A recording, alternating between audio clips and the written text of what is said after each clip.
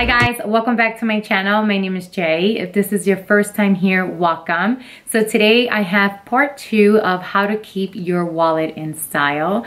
And that is to make a decision as to when it's the right time to start purchasing luxury items. And I have 5 financial recommendations that I think you should have in place before you start investing, and I'm using that word loosely with air quotes because some might think it's an investment, others might think that it's not. So hopefully these 5 examples that I have for you will help you. I know I have been doing this for years and it's definitely helped. And at the end of the video, I'm going to give you 2 examples of 2 luxury items that might be able to summarize the entire video as to why I say you should have certain things in place before getting into the luxury world. But before we get started, I just wanted to say thank you so much for those who watched part 1 of the series. I cannot tell you the positive responses that I got from a lot of people, men and women, saying thank you for sharing your story. You definitely inspired me to get out of debt, and I could not be happier because that was a very dark phase in my life, and the fact that I was able to come out and talk about it and help others, it's just, I was all smiles. So I was very happy with it. So thank you for watching, and hopefully this series will continue to help you as well. All right. So let's go ahead and get started. And the first one is savings. We all know that we need to save. We heard it from, our parents, our spouses, our girlfriend, our boyfriend, our great grandparents. Everybody tells us to save. And yes, you should save. And yes, I personally feel you should have different savings accounts. But there is one specific account that I think all of us should have, and that is, of course, the famous emergency fund. And this is something that we hear about, and a lot of people do struggle with this, myself included. I had a very difficult time knowing that I needed to save cash for an emergency because I was so used to using credit cards to just purchase whatever I wanted that knowing that I had cash in the account made it easier for me to know that I can just go ahead and get the money out and purchase whatever I wanted. So this was a trial and error for me. This took me a long time to master, but I have to tell you that over the years, it's something that has definitely kept me out of trouble for sure. And the best way that I can say for you to get a number as to what should be your goal is, know what your basic monthly expenses are, not your wants, just your needs. So that is your basic shelter, basic phone, basic electricity, food, gas, and insurance. So you want to make sure that in this account, you're not putting money aside. So if you lose your job, well, I have money to go on this trip for, to Hawaii or Paris or wherever it is, the Caribbean. Like, that's not what the emergency fund is. Or, you're saving up. So in case you lose your job, you can go out with your girlfriends to dinner. It doesn't work that way. You should have a separate account for that. And for me, I personally feel very comfortable with 9 months worth of basic expenses in that account because I live in an area that's very expensive here in the East Coast, especially in New York. It's super expensive, and I just feel comfortable with that number. So knowing your lifestyle, knowing what those basic things are, will be able to help you determine what that goal should be and that number, and that's what you should definitely strive for. So that is the first one. The second one is debt control, and I had talked about this in my video, my first video, part 1, that know what you owe, because this was something very difficult for me to get a handle on because I had so much debt. I didn't even know where to start. And the best way for me to explain this is just get a piece of paper, and if you're visual, get a red pen for your liabilities and a green pen for your assets, which your pluses and minus, and excluding, for this example only, excluding your mortgage and excluding your car note, because if you are ever in a situation where you can't pay your debt, these are lenders that you can negotiate down the road. But take your basic debt, whether that's your student loans, whether your credit card payments a month, whatever it is that you have to pay a month, make sure that you know what the minimum payment is for that month, and know that as of today, you have the funds, whether that's in a different account or the emergency fund, that you can cover that in case you lose like your job or something. So you want to make sure that you know month to month what you owe. Very important. Number 3 is having a retirement plan, and I'm going to specifically talk to women out there because statistics say that we outlive men. And honestly, we are in 2018, and I would not be surprised that this number is going to increase, and we might be living well past our 90s with technology and medicine and all these entrepreneurs investing millions and billions of dollars on how to continue to keep the human body alive. I would not be surprised that that's going to happen, which means that we should be able to save for those years ahead. And you know, you can have anything from a Roth IRA, which I believe there is a max that you can contribute annually, or a traditional IRA, or your 401k at your employer. Now, this is something that I also struggle with, because if you do work for corporate America and you work for an employer that has a 401k and they don't match it, you should continue to do it. I personally waited for a match, and that was a huge mistake. So I really didn't start having a retirement plan until my late 20s. So if you are in your early 20s, I highly recommend it. You can even do this on your own. You honestly don't even need to wait for an employer or for someone to offer you a retirement plan. Do it on your own, Google it, research it, and for $50 to $100 a month, whatever you can put, just start doing it, because I can tell you that now in my mid-30s, I can see the improvement, and it's all about compound interest. I'm gonna leave it at that because this stuff can get complicated, but make sure to do your research, and the earlier you start, the better. All right, number 4 is the proper insurance, and I will be doing a video on how to insure your luxury goods in the future.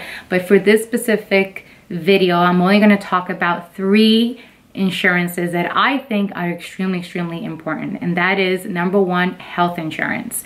I know that for people like myself who are doing this whole entrepreneur thing and left corporate America, it is very expensive to get good health insurance. I basically just made a decision on getting the basic stuff and knowing that if something else was to happen, what was the extra cost, because you're looking about over $1,000. If you work for an employer, obviously you should have very good health insurance. Even if you have to pay a month, please don't walk around without health insurance. It's super important to have it, because things can happen. Accidents do happen. Number 2, this is something very important to me personally, and I am licensed to speak about this, but for this video, I'm only going to keep it basic, and that is a life insurance. I don't think none of us who work should be walking around without life insurance. It should be like car insurance. It should be mandatory, or a law for that matter. I'm just gonna say that, because the younger you are, the better it is. I got life insurance before having my son, and in my 20s, I was able to get a great rate. And the beauty about doing it very early is that it's affordable, and it's something that it's already established. So as your lifestyle changes, whether you get married and you have kids, or something happens, or you get divorced, whatever it is, it's easier for you to change that because you already have something in place. So if you don't have life insurance, make sure to just get something basic. You don't have to get $1 million policy, but make sure that you get something that you're comfortable with paying every month. And number 3 is disability insurance. And this I got from the Dave Ramsey Total Makeover book, which I will make sure to link below. And I love Dave Ramsey. I followed his plan for quite some time. I don't really do everything that he says, but I have to say that when it came to disability insurance, I give him all the credit, because I knew nothing about this. And when I started my whole get out of debt plan, I looked into it and I was surprised how cheap and affordable this was. I can tell you this, to summarize disability insurance, basically all it means is if you cannot perform what you do on a day-to-day, whether that's brushing your teeth, drinking water, having dinner, walking, running, speaking, whatever it is, if there is an accident or something happens that you can't do that, you have disability insurance. And what that does is that it covers your monthly expenses. And I have to tell you that I work down in Wall Street and I work with investment bankers, and these are people who went to like Princeton, top universities in the world. They didn't have disability insurance. I was shocked. These are people making millions of dollars and you don't have this? This is probably the cheapest insurance you will ever get in your life. And this is something that, again, research, depending on where you live, what state or if your country offers this, get insurance, because I can tell you, I got this in my 20s and I got a policy that is a fixed rate, meaning the rate's not going to change every year for the next 30 years. And I was very comfortable with that monthly expense, you know, because monthly expenses amount, because if something was to happen, all of my bills are covered for, you know, years to come. So make sure to look into disability insurance. I have to tell you, this is a must. All right, and number 5 is invest in yourself. And I'm going to be specific about this one, and I'm going to talk about health and your skills. I am a health fanatic, and to be honest with you, I don't have a choice. My family has a history of high cholesterol, diabetes, heart disease, everything, you name it. They all have it. So I don't have a choice but to be healthy. But I have to tell you that having a healthy lifestyle over the years has definitely given me the energy and the confidence to do other things like improving my skills. Because when you are in good health, you get better rates on everything, whether that's insurance, whether that's reimbursement from your employer, because some employers do offer that, if you enroll in a gym, whatever it is. And some might think that eating healthy and having a healthy lifestyle is expensive, and you're correct. It can be, but it doesn't have to be complicated. You don't need to walk around with a six-pack, but you should be able to have a healthy lifestyle, because then you'll have the energy to improve your skills, because you are the only person who's in charge of your own health and your wealth. You know, you are the only person who's getting up every day, going to school and going to work. So improve on your skills, whether that's learning another language, whether that's becoming, you know, better at what you do on a day-to-day basis, your career, or if you want to try something. There's so many resources out on the internet for free that you can improve your skills, or YouTube videos. I love YouTube. It's like we're all graduating from YouTube University. You know, make sure that you research and that you become better at what you do, and try new things. You know, if you try something you didn't like it, so what? Keep trying other things until you find it, because your skills are going to give you the knowledge that you need, and with that knowledge you'll be able to create more wealth and more money in your pocket, so you can then explore the world of luxury, especially when it comes to handbags and shoes. All right, so that being said, I am now going to give you 2 examples of luxury items that I think are worth mentioning, because this again will summarize the entire video. And the first example that I have here is my Louis Vuitton Pochette Métis in the monogram print. Now, after having all of these things in place, here is what you need to consider. The price tag on these items do not stop there. And what do I mean by that? This particular beauty right now retails for about $1,900, and with taxes, you're looking at about $2,000. This one in specifically has the pochette, or whatever you want to call it. And I had an accident with this over the summer where I had hand sanitizer and I wasn't paying attention. I was rushed. I was leaving, I was leaving to go to a meeting, and I was rubbing the hand sanitizer, and without realizing it, I had it all over my bag. I was so upset and so angry at myself because I wasn't paying attention. And now this is something that I had to get repaired and spend money on. And then I went the extra mile and I went ahead and got a Louis Vuitton bandeau. Do I need to get it from Louis? No. I could have gotten it from Amazon for $5 or $10 or not do it at all.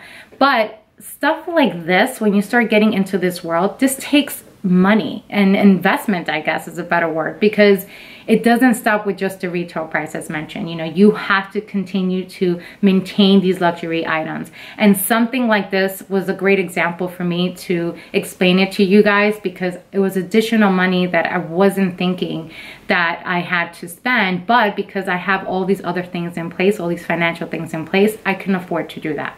So that is one example. And then the other example that I have is the gorgeous Chanel double classic flap. And here I have it in the gold hardware with the caviar leather. And the reason why I wanted to talk about this one specifically is because this is a piece that everybody not everybody wants, let me rephrase that, but a lot of us want. And it's a very, very expensive bag. I know that right now, if you were to purchase this today, brand new, you're looking about over, I think it's $4,800 to even $6,000. Retail price only.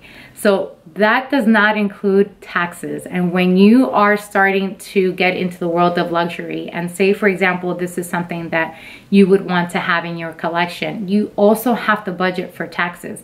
And depending where you live, and I'm going to take the example of the state of New York, I paid over $1,000 in taxes. That is a lot of money. And some might say that is a ridiculous amount of money to spend on a handbag, because yes, for what, $5,000, $6,000, you can probably have money for a down payment on a car, or buy a hoopty for $6,000, or a down payment for an apartment. So these are things that cost a lot of money, and you just have to keep in mind that you want to be able to afford these things, and you should. I don't think anyone should be excluded from any of these luxury items. If you want it, you should get it. And if you really want it, work hard and save for it. But make sure that you have all of these things in place before you get into this world of luxury, because it is expensive, and maintaining it can be something that you don't see or think that you need to invest in. And you want to be able to afford all of these things, and you want to be able to enjoy it, because you don't want to be in a situation like I once was, where I had to sell everything and start from scratch. So those were the reasons why I first wanted to talk about these recommendations before I really get into how to start a luxury collection, because it's, again, I guess, an investment for yourself. I don't think that people should say, well, I'm getting into luxury handbags because I'm going to get my money back. And yes, like the Chanel, if this is something that you want, and you were to buy a brand new and resell it, you would definitely either break even or get your money back, or you can buy it used. So it's all personal interest and personal, preference. For me, I don't really do that. These are bags that I have in my collection that I don't intend to sell, and that is why I have all these things in place. So hopefully that wasn't too complicated, and hopefully the information I share with you guys is helpful. Let me know once again if there is something specifically you want me to discuss, and I will be more than happy to do so. All right, guys, so thank you so much for watching. If you liked the video, please make sure to give it a thumbs up. Subscribe to my channel if you haven't yet already, and I will see you next week, because I have February favorites. I cannot believe February is over, almost over, and pre-March 2018 favorites. Thank you so much, guys. I'll see you soon. Bye.